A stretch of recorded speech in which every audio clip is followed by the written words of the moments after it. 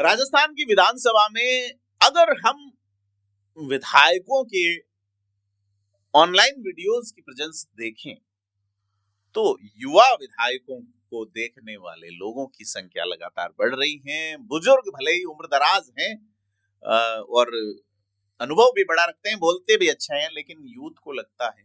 तो एक युवा की आज हम बात करने जा रहे हैं, रविंद्र सिंह भाटी। रविंद्र सिंह भाटी हमलावर हुए हैं भजनलाल सरकार पे एक बार फिर से, और साफ कहा है मुकदमों से डरा दोगे, दबा दोगे, ऐसा होने वाला नहीं।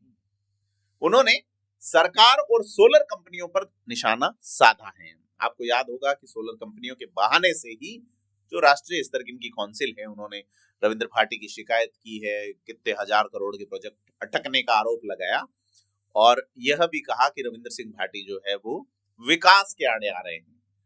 रविंद्र सिंह भाटी ने जवाब दिया कि वो विकास नहीं, विनाश के आड़े आएंगे।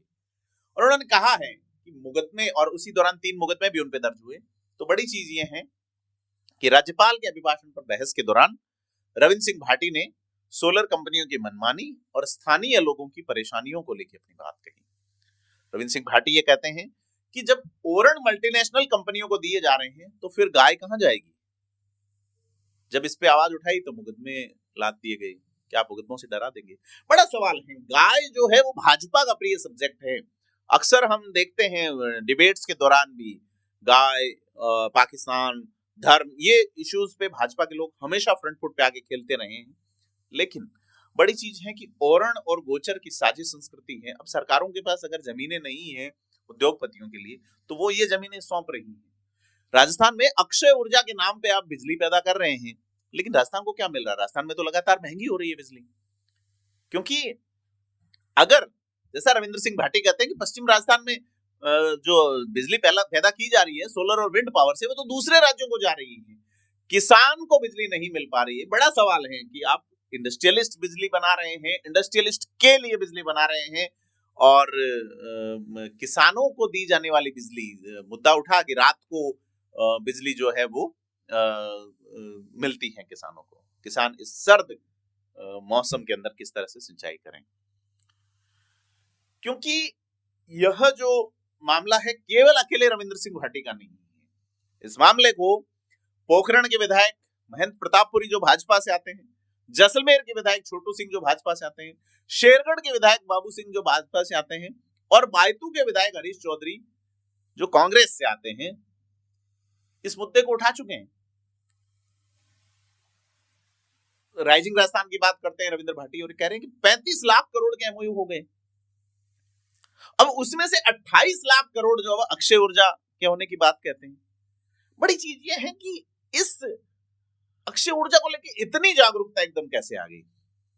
लाखों खेजड़ियां कट गई, फ्लोरा एंड फौना डिस्टर्ब होने के लेवल पे आ गया, और कीमत कौन चुका रहा है? सीमांत किसान। अब बड़ी चीज उनका जो सवाल है वो मायने रखता है कि आप स्टेट को क्या दे रहे हैं। पावर ग्रिड से आंध्र प्रदेश, तेलंगाना समेत अन्य राज्यों को बिजली दे रहे हैं, तो राजस्थान क्या बिजली, वो है ना कि घर का पूत कुंवारा डोले पड़ोसी का फेरा, तो वो चीज है। यहां संकट है और आप दूसरे राज्यों को दे रहे हैं, बड़ी चीज है। तो रविंद्र सिंह भाटी ने यही नहीं, वो उन मुद्दों पे शुरू से खड़े हैं जो उन्होंने राजनीति की शुरुआत में की। उन मुद्दों पे लगातार खड़े हैं। उन्होंने कहा कि 70% अनस्किल और सेमी स्किल प्राइवेट जॉब में रिजर्वेशन लाइए राजस्थान के लिए, कि जहां काम हो रहा है वहां के युवाओं को वरीयता दी जाए। बड़ी चीज है। और यह राजस्थान की समस्या है कि आप जमीन दे रहे हैं, आप रोजगार नहीं दे रहे, तो राजस्थान का युवा जाएगा कहां? भाषणों में सबके हैं, लेकिन हकीकत में तो कुछ होता दिख नहीं रहा। खास करके अगर बात करें राजस्थानी भाषा को मान्यता दिए जाने की, तो उसको लेके भी भजनलाल सरकार की ओर से जब यही लोग, ये सारे नेता, चाहे वो भाजपा के हो, कांग्रेस के हो, जब ये वोट मांगने जाते हैं तो लोकल लैंग्वेज में, राजस्थानी में, वहां की स्थानीय बोली में बात करते हैं, लेकिन जीतने के बाद बड़ी हिंदी आती है इनको।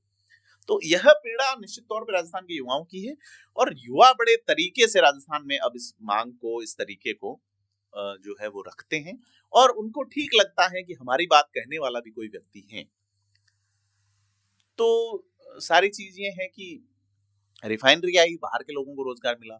अब सोलर में भी जब बड़ी कंपनी आ रही, उसकी बजाय आप छोटे पैकेट्स क्यों नहीं कर रहे? जमीन जनता की, प्रोजेक्ट लगाने के लिए लोन बैंकें दे रही हैं, और चूंकि इसमें गारंटी जरूर है सक्सेस की निश्चित तौर पे। क्यों? क्योंकि आपका जो प्रोडक्ट है वो सूर्य से है, सोलर से है, तो वो तो बंद होने वाला नहीं। तो बाकी तो बिजनेस में आप सोच सकते हैं कि साहब ये बिजनेस आपने कपड़े का किया, नहीं चला, ये डिजाइन खराब हो गई, या ये सूर्य सोलर से बिजली बनानी है, तो यहाँ के लोगों को रोजगार क्यों नहीं? बड़ा मुद्दा है। इस नाते रविंद्र सिंह भाटी की खुले मन से तारीफ करनी बनती है। और एक बात ये भी है कि ये सोलर कंपनियां दर्शा रही हैं कि हमने साहब ये स्थानीय रोजगार भी दी। तो रविंद्र भाटी ने ये भी कहा कि गार्ड के अलावा 2 गार्ड लगाते हैं, उसके अलावा तीसरा नौकरी नहीं देते। तो पहले सोलर प्लेट साफ करने के लिए एक आधा आदमी लगता था, लेकिन अब भी रोबोटिक्स हो रहा है वो भी।